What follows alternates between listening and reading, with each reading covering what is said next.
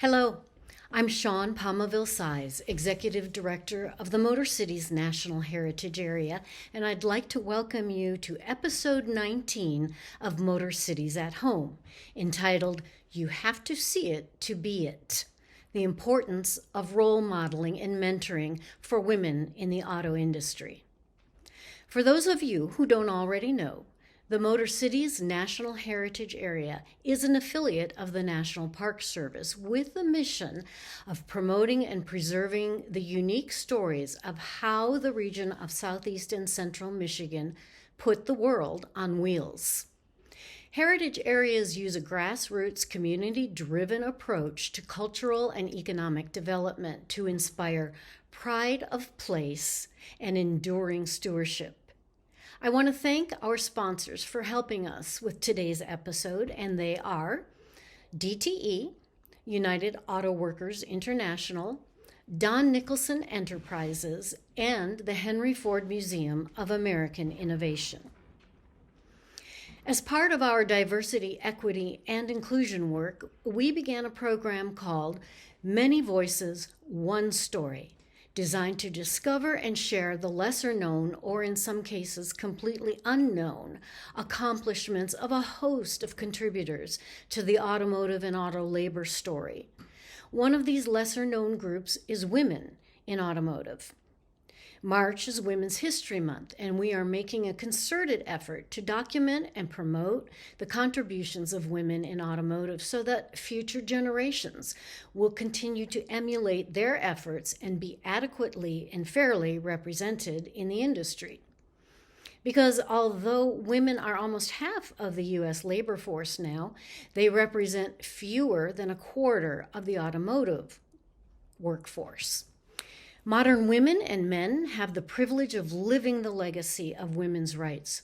So it's important to remind ourselves that women did not gain the right to vote until 1920, after a decades-long women's suffrage movement. The first women's suffrage amendment was introduced in Congress in 1878. So it took 42 years for the 19th Amendment to the Constitution to pass, and this is what allowed women to vote.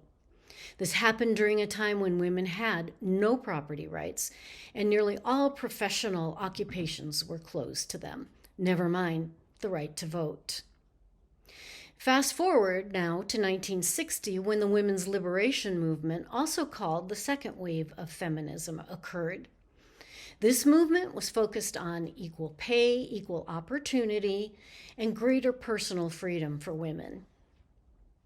The Civil Rights Act of 1964 prohibited employment discrimination based on sex, as well as race, religion, and national origin. Title IX, passed in 1972, just 50 years ago, along with guaranteeing women equal rights in sports, also granted access to higher education and professional schools that received federal funds for the first time. This had a phenomenal effect of doubling and doubling again the number of women doctors, lawyers, architects, engineers, and other professionals, a number that just keeps on growing. So from that legacy, we are here to interview three highly accomplished women in the auto industry. And today they're going to talk about the importance of role modeling and mentoring in their own careers. I want to thank each of them for participating in our panel entitled, You Have to See It to Be It. And I am now pleased to introduce you to our audience. This over here is Sandya Jackson, mechanical engineer and General Motors Assistant Vehicle Architecture Manager. Sandya is also a mentor and a diversity, equity, and inclusion proponent for GM. Sandya is also a 2022 Women of Color in STEM nominee, and she is a recent storyteller on the Moth Radio Hour. Here on my right, this is Partington, mechanical engineer and director of MTRAP, Innovative Hub for Advanced Transportation at the University of Michigan. And that's a program that catalyzes the continued development of transportation technology. Anne is also the DEI lead for Innovation Partnership at the University of Michigan and the president of Women in Mobility in Detroit. And this is Angela Henderson, MBA, Ford Motor Company's first racial equity director, with over 20 years in the auto industry in manufacturing and purchasing. Anne was presented with the 2019 Emerging Leaders Award by the Reverend Jesse Jackson and the Rainbow Push Coalition for her diversity leadership efforts inside of Ford and with suppliers and in the community. So please join me in welcoming our distinguished and outstanding panel, and let's get started discussing. Let's get started discussing the importance of mentoring and role modeling. So let's start with you, Sandya. Sure. Okay, let's talk just a little bit about your journey to the position that you have today. Was it a straight, easy climb for you? It never is it? So I grew up in the Detroit area. I've been surrounded by cars my entire life. My dad is an engineer. I'm lucky to have strong role models in my mother and my sister who are watching right now. So shout out to my mom. I was a girly girl growing up. I was into figure skating. I liked to play with dolls. So I always tell that story because there's not just one stereotype of the type of woman that becomes an engineer. We want to see all types of women become engineers. I ended up going to Kettering University in Flint. That was a push from my parents because I'll be honest with you, I didn't really know what I wanted to do. So I kind of fell into engineering, and then through Kettering, I learned that I loved it. A great co-op position at a seating supplier locally here in Detroit, and I thrived at Kettering. Actually met my husband there too, and we have 2 beautiful children now. I graduated in 2008 from Kettering, which is probably the worst time for an automotive engineer to have graduated because it was during the recession. So I had a vision that I was going to work in the auto industry, and all of a sudden that vision was no more. So I ended up switching career paths. I moved out west and moved to Seattle, and I worked for the Boeing company in aerospace.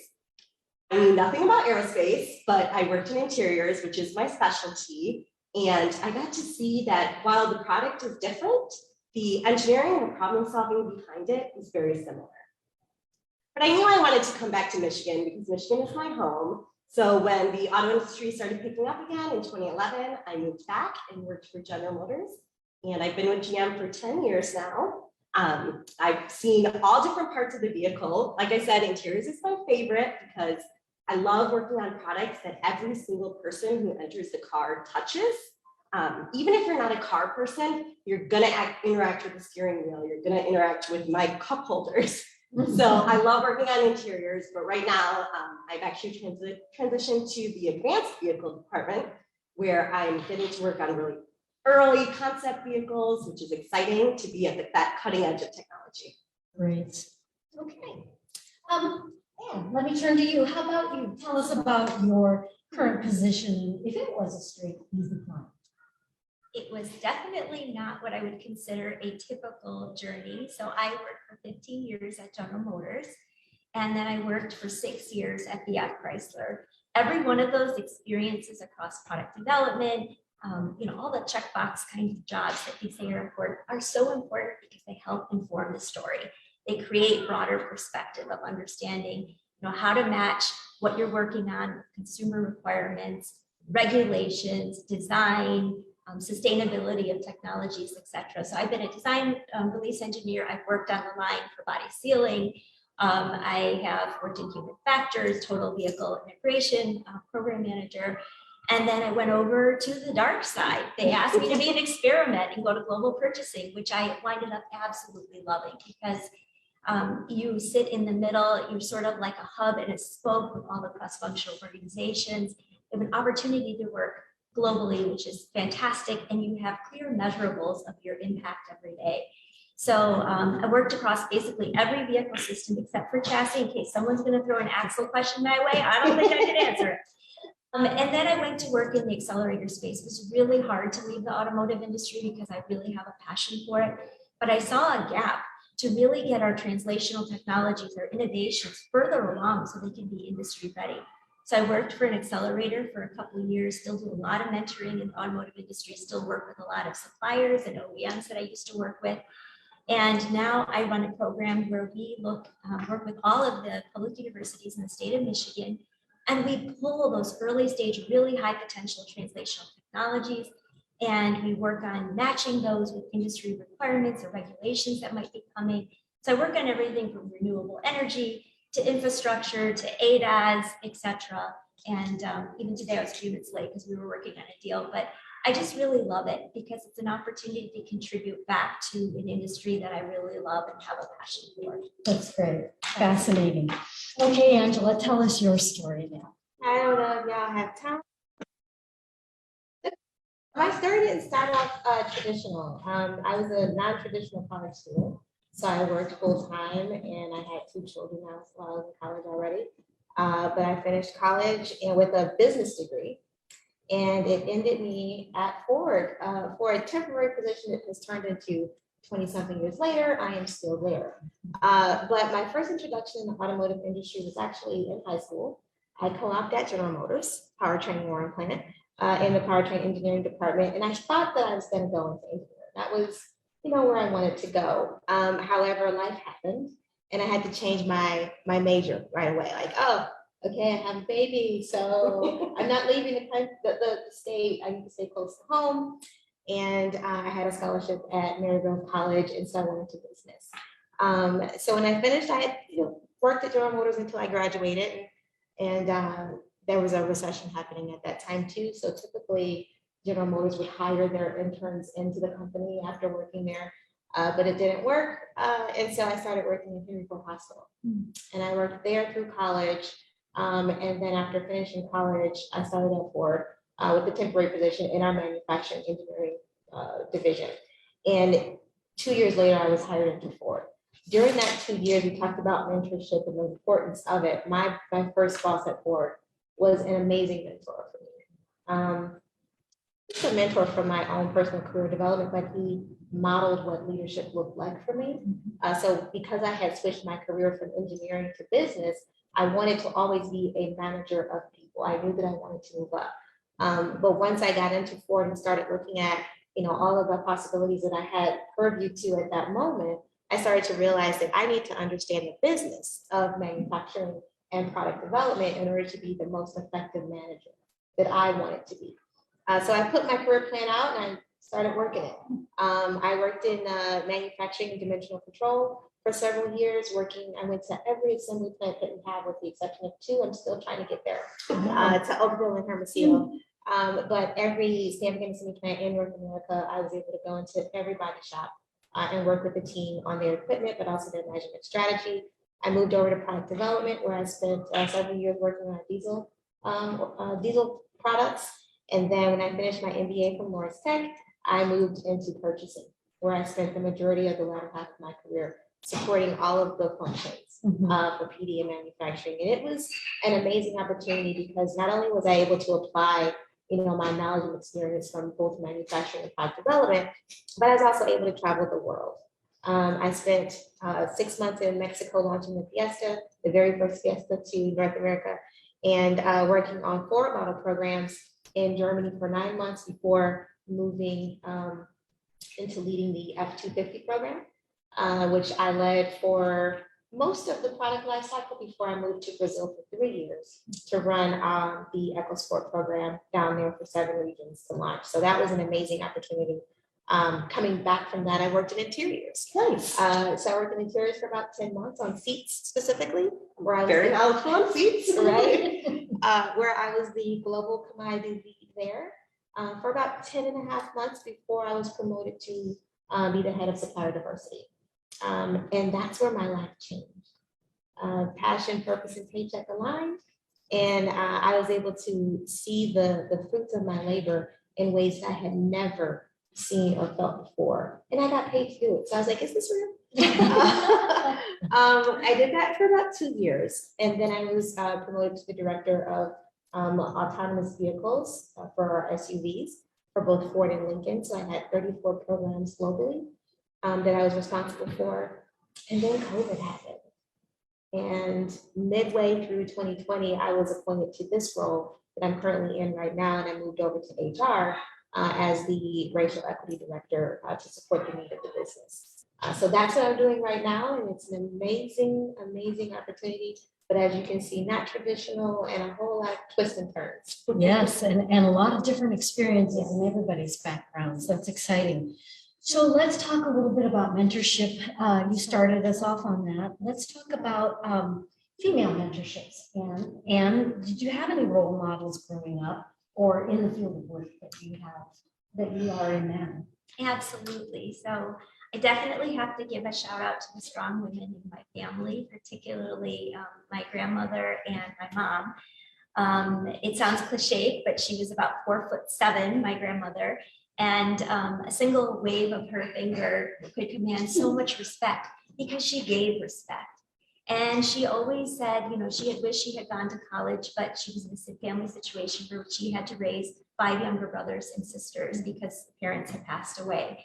Her dedication and commitment to community, to helping people succeed, the mentorship she had at her table every day. Other families had new cars, we had trips abroad, and my mom would take us for 4 months because why pay for a plane ticket to go for 2 weeks? We could stay for 4 months. So we had to be really scrappy, even in, and this is where I like kind of flip over to my mother, who recognized the value of having exposure and really respecting other cultures. We stopped somewhere because the plane never went directly, and got an experience. And that really fueled my love and wanting to work with a very global community and yet think locally. You know, they taught me how to build teams locally to create that sense of community success. It's sometimes a little bit of a challenge because I come from a warm culture, and here a lot of times we tend to celebrate individual success. But for me, it's always been about the team. And then in my work experience, you know, there are several people that stand out, but one in particular was a female manager who always made it a point to have you bring innovative ideas to the table and present them. And actually this was at General Motors. And she always gave that space. She applauded people publicly. And that was always my model for paying it forward to help others. So one of the things that I love to do is just to be a super connector in the mentorship space, along with being a sponsor, and really try to help people get to whatever that next step is, personal, professional, aligning to purpose and values. It's really about helping the next generations. And then also ensuring that we harness the experience and sense of those who have a lot of experience.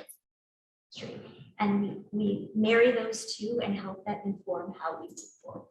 That's great. That's very wise. How about you, Sandya? Any female role models growing up for you or in your career? I'm really blessed at General Motors to have worked with several women chief engineers.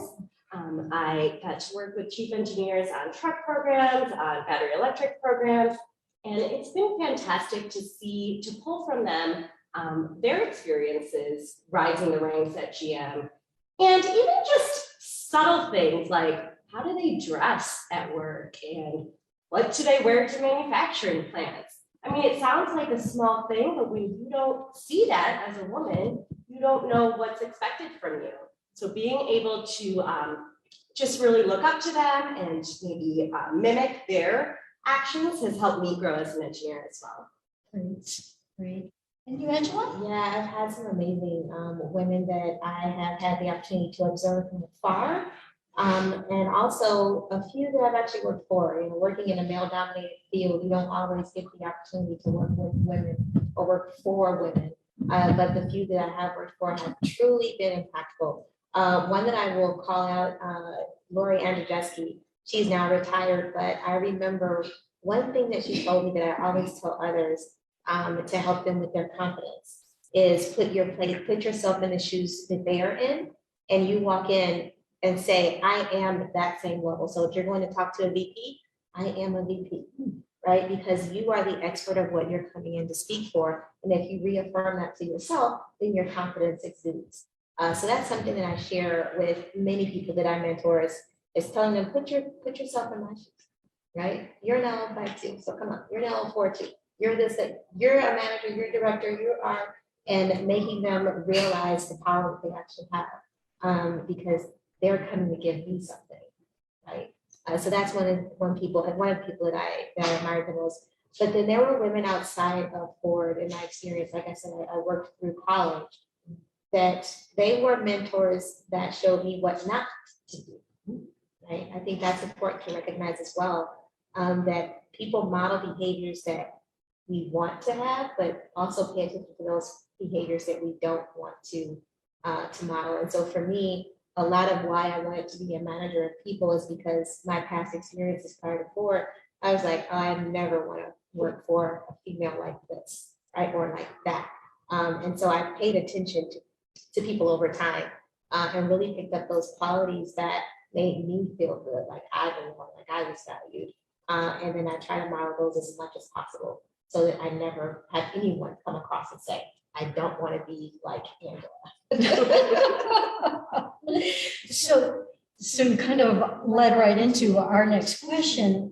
When you've been a mentor, what do you think do you have any more examples? I guess that was a good one of what is the most impactful for the mentees that you worked with? Yeah, absolutely. I think even right now, the biggest thing that's most important, especially with the shift that's happening in the world, right? There's so much happening in the automotive industry, especially, is for mentees to really realize what their gifts and talents are, right? Understand what skills have you acquired over time, what experience do you bring to the table, but what are you naturally good at, right? Something that you don't have to even think about, that just really comes to you naturally, right? Mark that down. One of the things that I take my mentees through is a career SWOT analysis, right? If you're a business person, you understand what SWOT is, your strengths, your weaknesses, your opportunities and threats. I think it's really important to do the same type of analysis for your career, so that you can then position yourself to turn every single one of those weaknesses into opportunities, to turn them into strengths, to then identify what might be a threat. Are you a threat to yourself, right? Are you exhibiting behaviors that are preventing you from career fulfillment, whether that's advancement or breadth of knowledge? Doing that inventory and really having that self-reflection is so important to be able to move forward with whatever you're trying to do with your career, whether that's going up or out. So that's one of the pieces that I've seen most impactful, when people do that introspective look and say, okay, now I've identified where I need support, and so now let's get coached through that to make that better. That's a very interesting one. Yeah. How about you, Ann? Any particular techniques that you think were most valuable to the folks that you mentioned? Well, first of all, I would say one thing is to always ask what their needs are and what they hope to achieve. And sometimes through active listening, what you can discover is that someone's purpose and values aren't necessarily aligned with what they would like to achieve next. So like Angela, I actually try to help people look at a purpose and values matrix with what their next goals are, because you may want this really high-powered position that requires global travel, but then perhaps in the work-family space, there are certain things that you're not willing to compromise with. Perhaps commute time is a really important thing to you, or regardless of everything else going on in one's life, you really are interested in working in this ADAS space and a promotional opportunity has come.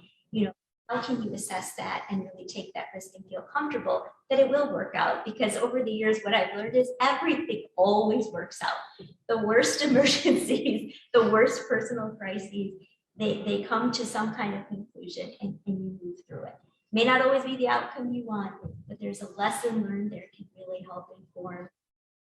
So I would say, really taking the time to get to know the mentee, helping them understand, are you looking for mentorship? Are you fun. Sponsorship? Missing Am out. I the right person to We have a provide that blast. sponsorship, right? Can So- I advocate for you for the next move? All right.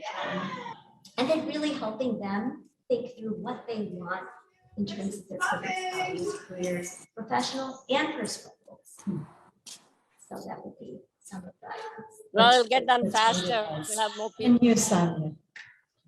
I want to talk about confidence a little bit. Okay. Because there have been times in the meeting room and been the only woman of color, And it is easy to feel discouraged and intimidated and feel like you don't belong. So when I speak with other young women and other women of color, I want to just really make sure they know their own self-worth and that you do belong here. What you have to say matters. And so speak up, own what you have to say. And that self-confidence takes practice, it takes introspection, but once you feel good about yourself, other people are going to want to listen to what you have to say. So I definitely love preaching that. The other big thing is just to be authentic to who you are. I tried in the beginning to try and conform to some of my male counterparts, maybe subdue my personality a little bit, but that wasn't me. And that made me feel even more like I didn't belong in these scenarios. So just being myself, being authentic, speaking how I speak, has helped me gain my footing. And that's what I want to teach other people to really embrace that as well. You ladies are giving great advice today. Thank you. So let's talk a little bit about why you believe female mentoring is needed. What is its value? Sandya, why don't you go on? I will. Plenty of times where you're going to walk into a meeting or into a manufacturing plant and be the only person that looks like you. And that's hard. So as a mentor myself, I want to show other people that these leadership opportunities do exist. You can be a leader too, because themselves reflected in leadership and management. I'll be honest with you, I think it's an area that General Motors could continue improving in. And doing things like this helps grow from the ground up. We'd like to see that, emulated throughout all of leadership and management. You have to see it to be it. Right. Like our theme says. How about you, Ann? What do you think in regards to why female mentoring is needed? Well, I believe, and we are all living through a time where the automotive, just the cockpit of the vehicle, the way we experience travel, transportation has been transforming itself tremendously over the last few decades. Now we are creating a user experience for people in vehicles, right? Who knows if we'll have steering wheels shortly. Super Cruise is a great example of how we're moving forward. And the work I work on every day is really informing also how the industry will change. So because of that, we really need multidisciplinary folks to participate. We need that diversity of perspective. We have to think very carefully about how we can bring people into the space and mentor them to believe that they are capable of working in spaces they may never have imagined, but can really bring some diverse perspective to. And when I think about how transportation can have a social impact, an economic impact, an equity impact, a technology impact, this is a really tough area that is changing so fast, we can't even keep up. So bringing women forward, bringing underrepresented communities forward, we know the population demographics have changed, is critical to ensure that these transportation technologies will be sustainable and that our companies and organizations reflect the type of diversity and perspective and people that is needed to help really commercialize, develop, and grow the industry to where it needs to be to support our next generation. That's great. So it's important to the success. Yes. I want to piggyback off that actually, because our customers are diverse, right? And this is something that I talk about a lot. 50% of the people who drive our vehicles are women. Women are the ones who are doing most of the purchasing in households. So we need that diversity in the beginning and in the design stages and in the engineering so that we reflect what our customer base looks like. Did you want to add anything else? I mean, literally, they both touched on everything that I was going to touch on as well. But one thing that I will add to compliment both of their comments is women are needed as mentors at every single level. Because, again, if I think about something that we're naturally good at, it is empathy. And if you really bring empathy to the table in whatever you're doing, whether you're designing or you're buying or you're building, right? All of these things that we do, you have to do that with empathy in mind, because there is somebody out there that you want to make sure that you can support. So at 4, when we talk about our company purpose, to make sure that everyone has the freedom to move, that's what women bring to the table. Bringing that introspect that says, hey, what did you think about the placement of this cup holder might not be where we need it. Or had someone say the other day, we're still waiting for a purse holder. If I had $1 for every time somebody asked me for a purse holder, I would not be here anymore. I would be vacationing in the Bahamas.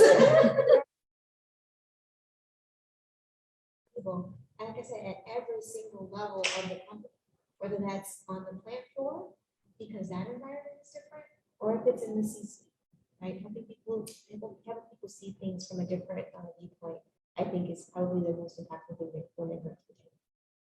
Right, thank you. So since we're talking about mentoring, what more can we do to encourage more females into those non-traditional roles? And do you have any ideas about that?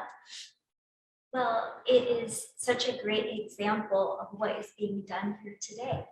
That storytelling. You know, Angela shared her, I think you called it non-traditional, I think extraordinary career path. Sandya is blazing new trails in the engineering space. And I think it's really important to have those stories, because oftentimes when I would walk into a room, I worked in powertrain for 5 years, loved it, putting a shout out there for anyone who works in powertrain, are the only. Sometimes you're the only person of color. Sometimes you are the only female. We all have multi-dimensions of diversity that we bring forward.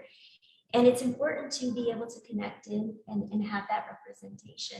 And so I think the more our young people, and also people who might be considering retiring, I mean, our technology is changing so rapidly.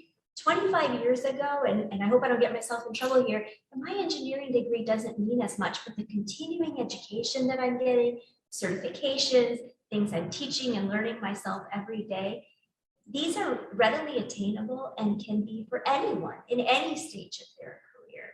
So I really hope that we continue to think about women having opportunities at every stage of their career, and having the opportunity to branch out into maybe something they hadn't thought of, but is a really good natural fit. I think, Angela, you talked about that. We all have superpowers inside of ourselves, and sometimes we just need that space to let it flourish. That's great. That's a wonderful opportunity, yeah. How about you, Sandya? I spoke a little about that, you know, I was a girly girl growing up. Is for us to kind of break those stereotypes of who looks like an engineer and the type of person that goes into engineering. My older son, very into Legos, already a math whiz, and everyone's always like, oh, well, he's gonna be an engineer. That's what engineers do, and that's what engineers look like. But that's not the case. Anybody can become an engineer, and we don't need just people like that. We need a broad variety of experiences and backgrounds. So I want to really encourage young girls to kind of break away from that mindset of this is what engineering looks like. And I hope that just my story proves that there isn't just one stereotypical path to engineering. It's really open for everybody. And I would also just really like to stop women saying, I'm bad at math. Anybody can learn it, anybody can be good at it, and we need to start talking to ourselves positively and being positive role models to young girls instead of having those negative thoughts right off the bat. Good idea, yes, yes. And you, Angela? And I would just say that, you know, continuing the introduction of all the STEM areas, STEAM areas, right, and even arts. And we know we're bringing arts into the automotive industry from a design perspective. So there are just so many career paths that young women can take that are in the automotive industry that is outside of making a car, right? And you just don't know until you get there. Even, you know, with me being at Ford for 20-something, I started to see more and more opportunity come up, right? So design thinking and how that contributes to us making products and services that meet our consumer needs. That's a whole different set of skills that are outside the traditional, right? When we talk about what an engineer looks like or what an automotive, career person looks like, it's so much more than what we see. And so the more we talk about the possibilities, young, we need to talk about it in middle school, talk about it in high school, show that visibility and a path to a very successful career in the automotive industry that goes beyond just building the vehicle. There's so much more now that we have to offer. So more programs like this, more opportunities for women to share, but also go, like I said, go into those middle and high school areas to start building that interest and pipeline to look towards the automotive future versus away from it. Okay, so you segued again into the next question. Very good at that, Angela, thank you. So what do you see as the future of women in automotive? Do you see more than what you just outlined? Oh, absolutely. So I'm a visionary when it comes to art of the possible. Simply because, of my life circumstances, I didn't let my circumstances turn me somewhere else, right? I'm like, no, I'm still going there. This is still what I'm going to do. I'm still going to college. I'm still going to get this job. I'm still going to, and you keep that in front of you. And that to me is the vision. So when I think about the future of the automotive industry, I want to say, get ready, guys. Just because we're moving up doesn't mean you're moving out. We're just moving you over. But I do see a future where we have females at the head of every major organization that's out there, every corporation that's out there. When we get past the fear of what if it doesn't work, to me, absolutely endless. And so I see the automotive industry really taking a bigger stand in terms of the power that they have to affect change across the entire board. Not just, with the products and services that we put out, but all of our companies are involved in sustainability efforts for our environment, but now moving towards anti-racism and activism in a way that we say, this is what we will do. This is what we stand for. This is how we will operate as a corporation, because we do have that power in our hands as corporations. We do have the influence to truly make impactful change. And so we'll get behind it. So that's the future that I see is corporations will really be able to leverage women to affect change on a much deeper basis. Good, that sounds great. That sounds like a great future. How about you, Ann? You sort of are right in that milieu of change in your career, and you see a lot of creative ideas for what we might be moving forward in the auto industry. What do you see for the future? I think that the future is really bright for women. Women tend to have a lot of varied interests and experiences. A catastrophic accident, and he became paralyzed from the chest down. And he acquired a hospital-borne infection that could not be cured. During that time, it was an incredible time of understanding that I needed to finish my education to help support my family. I had a younger brother with a very small nuclear immigrant family with no other support. And I went to work for General Motors, one I still think of the greatest corporations in the world, was also Ford and all the other big OEMs. But it allowed me to access an automated wheelchair. It allowed me to have enough money to purchase a vehicle for my father secondhand. And I began to realize at the age of 19 that transportation is incredibly transformational, but it can also result in inequities. I mean, when we think of transportation, what does mobility as a service look like? How can the connected vehicle platforms that our OEMs run take into account and support those who may have different types of needs for transportation? How do we think about vision systems and ADAS and ensure that people are recognized as people? Perhaps ensuring that racial identification is not an issue, that it's recognizing someone who's walking across the street with maybe a walker, really thinking intentional about how we can develop these technologies to have a sustainable path to ensure our supplier diversity space has plenty of pie. I think we really need to realize that women are at the forefront and can be so helpful because a lot of us lock arms and walk together. And we recognize that success doesn't have to be individual. There's plenty of opportunity if we continue to amplify, support, walk together, and help move this industry forward. I think it's a very exciting time for the automotive industry. And thank you for sharing your personal story and bringing up a new point, about thinking about different needs and in mobility. So that's one I hadn't thought of before, so thanks. Sandya, we haven't heard from you. What do you think is the future of women in the auto industry? So I'll start with the future of the auto industry because I also recently moved into the advanced vehicle development space, where we're seeing more and more electric vehicles. We're working on autonomous vehicles, and that's so exciting, right? It's something different, and that's where I think that a lot of passion. I personally am very passionate. I have worked with a young lady who is so excited about sustainable materials and what we can do in interiors from a sustainability perspective, and her excitement drives me and it makes me want to work even harder. So I think that passion and excitement that women just innately possess is what's going to really fuel this next wave of automotive, because the automotive industry is changing and it is changing fast. Well, that's great. I mean, it's nice that you're bringing your whole self into the picture here, and you're bringing your whole self to work, including your personality, your passion, which is contagious. So it's great. So that about concludes all of our questions, and we've learned incredible insights here today about women and about the importance of our careers having role models in them and acting as mentors during that time. We want to open it up to Q&A.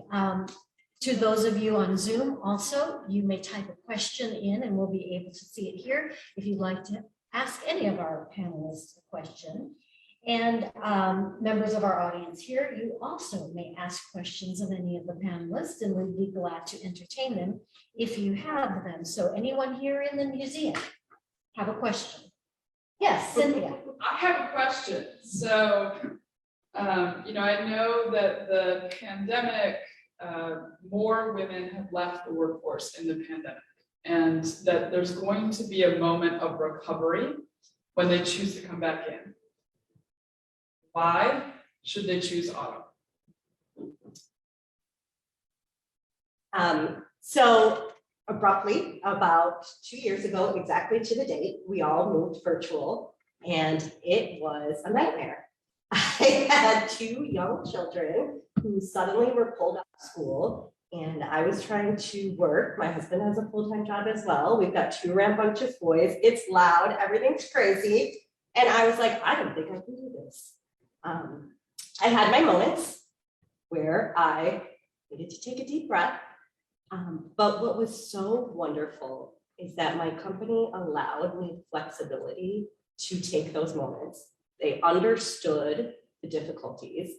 I had women leaders who were going through the same things, so they understood the chaos going on in my home, and we got through it. And so now we're in a place where it's more of a hybrid work environment. I'm going into the office a little bit and I'm staying home a little bit. And I am so appreciative of this work environment, because I am able to go in and have those face-to-face interactions, which are very important. I'm able to meet my team, see the product, do all of those things. But at the same time, I'm able to pick my kids up from school every single day at 3:30, which never used to be able to happen. So I'm very grateful that we have found a way to combine the virtual and the working in person. And I would recommend it to anybody who has young children, because it's a great flexible workplace to be at. That's great. That's good to know. And to continue to build on that, I think why women should choose the automotive industry is because the pandemic gave us the opportunity to put everybody on an equal playing field, in the sense that men were also faced with the same thing women were faced with. So for the first time, they also had to ask for grace, because the kids are jumping around behind them, tugging on their shoulders and come play with me, right? Because you're home, we're supposed to play right now, right? And so I think men started to see a little bit differently into the lives of women. Absolutely. They started to recognize that, wait a minute, I am working a whole lot more hours at home than I actually probably was in the office, because now I don't have that commute time. I don't have the hallway breaks. It's like meeting after meeting. I'm meeting more people. I'm doing more.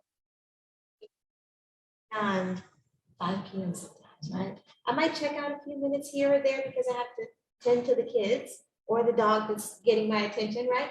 But I'm checking back in, I'm doing more work. And so 8 o'clock at night, I'm still checking in at work, right? So we started to get a little bit more empathy across the gender lines. And so with that came more policies and more programs to support everyone. And so Ford has done the same thing, where we also have the Job Connect app that was just launched, and it allows people to match with someone for job share. So 2 people can do the same job, but they also get time off. So they work a schedule that allows them to have an overlap, but also they pick a day off during the week, and then they have days during the week where they are individually working, but it's one role that's taking place. So now I can have more flexibility to align my work life with my home life, so that it's not a balance, but it's an integration. And because we're going to be in this space, I think, for many years to come. We see that we can do it, and we're going to be able to retain more women because of it. And so companies need to be able to have different policies and programs that will support that flexibility, not just for women, but also for men. Interesting. Yes. Very good points. Do you want to add anything, Ann? Sure, I think I would add, the pandemic, now endemic, has really displayed the ability for multinational global companies to show that they can hustle and they can be humble. And that was something when my kids were little. I mean, we just didn't have that. We had VPN, it took 2 minutes to log in. And yet companies managed to, in a scramble in a quick, amount of time, get back on track. I led return to work for 2 accelerators. I worked with a tier 1 that was a leader in sharing their knowledge and helping that return to work process. And that type of collaboration and leadership and being able to share that with all kinds of organizations and companies around the world is really amazing. I think it goes to show how advanced the automotive space actually is and how impactful it can be to people around the world.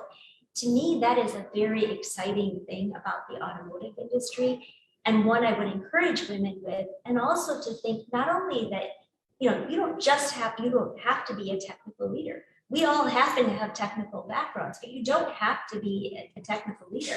We need the strategists, we need the marketing people, we need the creatives, we need the people that see beyond the perspectives of others. And then we also have the ability to have people move around. I mean, you heard some incredible diversity and experiences. And that is what the transportation and automotive space is continuing to evolve. So I think it's a great area of excitement and opportunity, regardless of the field of study that you may choose. Okay. Yes, we have another question here in the audience. What would you say to men in the industry? I would say a lot. So one of the messages that I said earlier was, men, because there is, focus and emphasis on closing the gender gap, whether that's pay or opportunity, that doesn't mean that men are getting replaced. We still need men. We're not trying to do anything to replace men. And so I would say men have a very unique opportunity to lean in to the movement, to be supportive, to truly do the work to understand the things that may prevent women from entering or staying in the automotive industry, from progressing their careers. Lean in and try to understand that. Or find a female mentor at all different levels of their career and mentor them, right? Because mentorship goes both ways, right? You learn just as much as you share. And so when you do that, you gain a different level of perspective and empathy that allows you to be an effective ally and effective advocate for women. So I would say, go find a woman to mentor and learn from, and then be a conduit to support and sponsor them any way that you can. Doesn't matter what level you are. You can be a sponsor for someone and advocate and how to be an ally for them.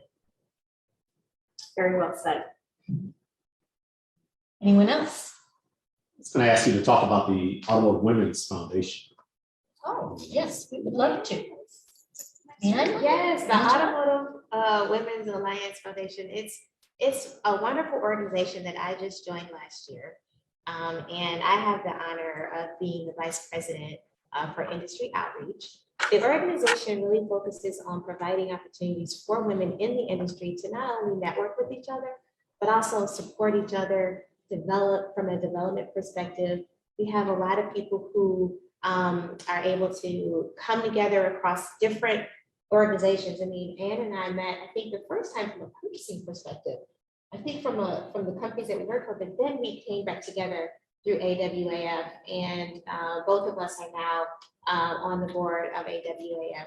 So another thing that AWAF does is make sure that we're highlighting, as you are doing as well, Shawn, women in the very impactful, and bringing them to spaces like this, intimate spaces where they can share their experiences and encourage other women, no matter where you are in your career, to continue to progress as well. So it's a wonderful organization, and if you want to be a member, please join. I'll have to hit you up after this. and I'm a member.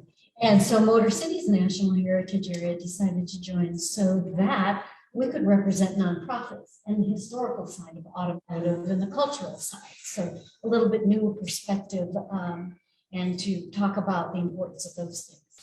Which goes back to the point that there is endless opportunities in the automotive industry. It's not Yes. just building the car. So, True. yes, True. absolutely. Lots of opportunities. I saw another question, Brian. Well, I was going to plug the historical side of it, since we are that sort of organization. How much does the history, historically play into it? Do you study that story of women in the very earlier days of automotive? So the pioneers and Rosie the Riveters, a story like that talk about women in auto from that perspective. I don't know that say from a historical perspective, but with Shawn coming on and the organization of MotorCities says, I'm pretty sure that this is an opportunity for us to start going back and looking backwards to look forward, right? As inspiration for moving forward. So absolutely.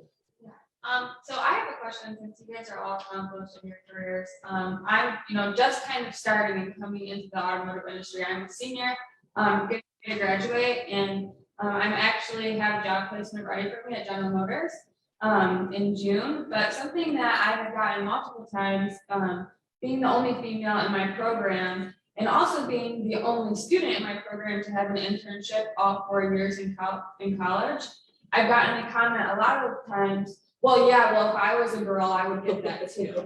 Or if I was a woman, I would get that, that raise or that job or that.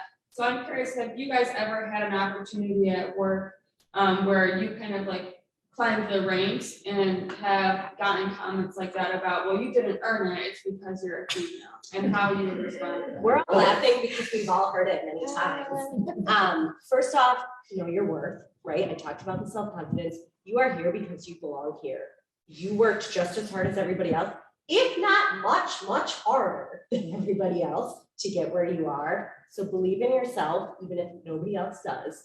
Tune that stuff out, girl, because you will unfortunately hear it for the rest of your career. I get to hear it double, right, as a woman of color. But know your worth, be comfortable in who you are, and just try to tune out that negativity. I think it's important when you get those messages. Oftentimes it can stop you in your tracks. But take a pause and then remind them that, do you not see that I'm the only one in the room? So there is no expectation from me or women in general that I will be in this space. So people need to recognize that the data speaks for itself. So it's not because I'm a woman that I got this job, it's because I'm the best qualified for this job. Just as you should be thinking, right, that you're the best qualified for this job, not just because you're a man. So I think that that's really important to note and point people back to data. Because if it was just because I'm a woman, we wouldn't be having the discussion that we're having today about the importance of recognizing women in different spaces. We wouldn't be having the discussion about why women are not getting equal pay. we wouldn't have a discussion about why there is the gender gap from opportunity and economic perspective, right? Because the biases that play into how we live as a society has created this gap. And so now we're doing the work to make sure that we close that gap and bring visibility to the opportunities that really do exist and show young women that no, you don't have to fit the stereotype that someone has put you in. You are not that box.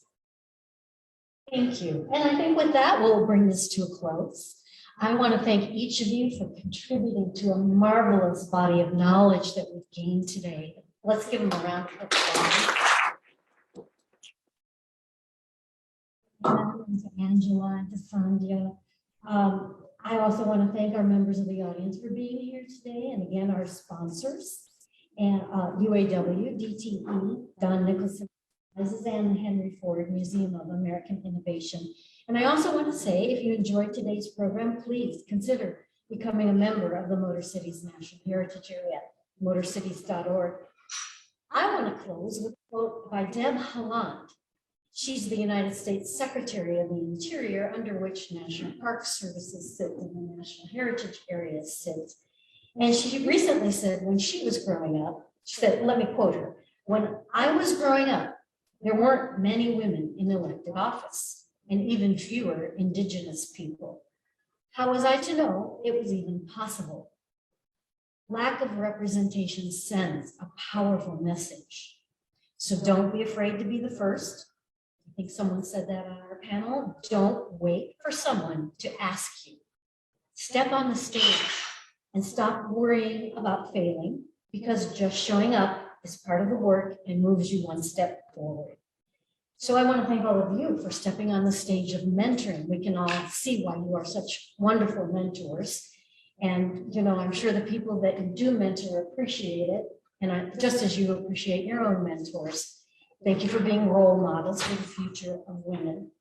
And that concludes MotorCities at Home, episode 19. And I want to invite you to join us again on May 25th for a Jewish History Month presentation on Detroit's industrial architect, Albert Kahn. Thank you.